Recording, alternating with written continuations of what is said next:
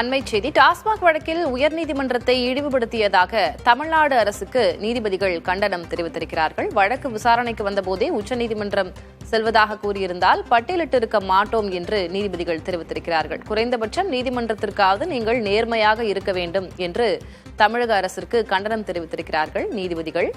டாஸ்மாக் வழக்கில் உயர்நீதிமன்றத்தை இழிவுபடுத்தியதாக தமிழ்நாடு அரசுக்கு நீதிபதிகள் கண்டனம் தெரிவித்திருக்கிறார்கள்.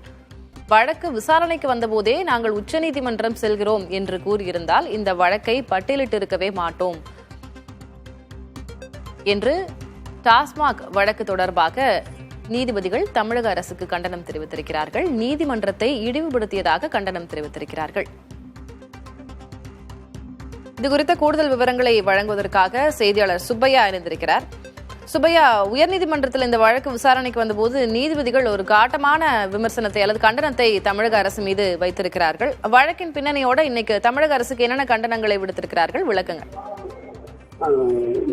அதாவது கடந்த மாதம் 6ஆம் தேதி முதல் 8ஆம் தேதி வரை 2 நாட்கள் டாஸ்மார்க்கில் சோதனை நடைபெற்றது.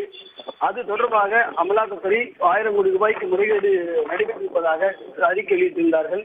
இதனை எதிர்த்து டாஸ்மாக் நிர்வாக அதிகாரிகள் சென்னை உயர்நீதிமன்றத்தை நாடி வழக்கு தொடர்ந்தார்கள். அந்த வழக்கு நீதிபதி MS ரமேஷ் செந்தில்குமார் விசாரணைக்கு வந்தபோது முதல் நாள் விசாரணைக்கு எடுத்துக்கொண்ட நீதிபதிகள் இந்த வழக்கில் பல்வேறு கருத்துக்களை தெரிவித்தார்கள். பின்னர் இந்த வழக்கில் விலகுவதாக தெரிவித்தார்கள். அதனையடுத்து இந்த வழக்கு மீண்டும் தலைமை நீதிபதிக்கு பட்டியலிடப்பட்டது. இதனிடையே டாஸ்மாக் நிர்வாக அதிகாரிகள் பிரமாண பத்திரம் தனியாக தாக்கல் செய்திருந்தார்கள். இந்த மொத்த மனுக்கள் அனைத்தும் தலைமை நீதிபதி முன்பு சென்றது. தலைமை நீதிபதி இந்த வழக்கை விசாரிக்குமாறு உயர்நீதிமன்ற நீதிபதி SM சுப்பிரமணியம் மற்றும் ராஜசேகர் அடங்கிய அமர்வு முன்பு அனுப்பப்பட்டது. இந்த அமர்வு கடந்த முறை விசாரிக்க வந்தபோது நீதிபதிகள் மார்ச் 24ஆம் தேதி வரை எந்த நடவடிக்கை எடுக்கக்கூடாது என்று தெரிவித்திருந்தார்கள். அது மட்டுமல்லாமல் இது குறித்து தமிழக அரசு தரப்பில் விரிவான அறிக்கை தாக்கல் செய்வாரும் தெரிவித்திருந்தனர். அமலாக்கத்துறைக்கும் உத்தரவிட்டிருந்தார்கள்.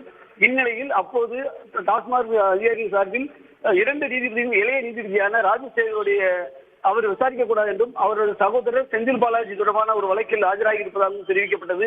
ஆனால் அதற்கு மூத்த நீதிபதி SM சுப்பிரமணியம் இதுபோன்ற வாதங்களை ஏற்றுக்கொள்ள முடியாது என்றும், எனவே தாங்கள் தொடர்ந்து விசாரிக்க போவதாக தெரிவித்தார்கள். இதை மட்டுமல்லாமல் டாஸ்மாக் அதிகாரி உடனடியாக தலைமை நீதிபதிக்கு சென்று அவருடைய நீதிமன்றத்தை முறையிட்டார்கள். அடுத்த நாள் அப்போது தலைமை நீதிபதியும் இந்த வழக்கை பொறுத்தவரை எந்த முடிவும் நாங்கள் பிறப்பிக்க மாட்டோம், சம்பந்தப்பட்ட நீதிபதியும் சென்று முறையிடுங்கள், அவர்தான் அந்த வழக்கை விசாரிக்க முடியும் என்று தெரிவித்தார்கள். ஏனென்றால் SM சுப்பிரமணியம் மற்றும் நீதிபதி ராஜசேகர் விசாரிக்க கூடாது என்பதில் அரசு தரப்பு முனைப்பாக செயல்பட்டிருந்தது. இந்நிலையில் இந்த வழக்கு இந்த பட்டியலிடப்பட்டிருந்தது. ஆனால் உச்சநீதிமன்றத்திலும் சென்று இந்த நீதிபதி விசாரிக்க கூடாது என்றும் வேறு நீதிமன்றத்திற்கு மாற்ற வேண்டும் என்ற கோரிக்கையை வைத்து ஒரு உச்சநீதிமன்றம் மனு தாக்கல் செய்யப்பட்டது. அந்த மனுவும் தற்போது உச்சநீதிமன்ற விசாரணைக்கு இன்று வரவுள்ளது. இந்த நிலையில் உயர்நீதிமன்றத்திலும் இந்த வழக்கு விசாரணை பட்டியலிடப்பட்டிருந்தது. அப்போது நீதிபதிகள் இப்ப பல்வேறு கேள்வி எழுப்பியிருந்தார்கள். இந்த மனு பொது நலத்துக்காக தாக்கல் செய்யப்பட்டதா, டாஸ்மாக் அதிகாரிகளை காப்பாற்ற தாக்கல் செய்யப்பட என்று கேள்வினார்கள்.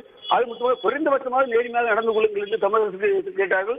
அதற்கு தமிழக தரப்பில் மாநில அரசு உரிமையை காப்பாற்றுவதற்காக மனு தாக்கல் செய்தாக கூறினார்கள். இந்த வழக்கு பிற்பகல் 2:15 மணிக்கு உச்சநீதிமன்ற விசாரணைக்கு எடுக்கப்படாவிட்டால் நாங்கள் விசாரணைக்கு எடுத்துக்கொள்வோம், அப்போது உங்கள் தரப்பு வாதங்களை முன்வைக்க தயாராக இருங்கள் என்று அரசு தரப்புக்கு உத்தரவிட்டு வழக்கின் விசாரணை பிற்பகலுக்கு தள்ளி வைத்துள்ளனர். திலகவதி, உங்களுடைய விவரங்களுக்கு நன்றி சுப்பையா.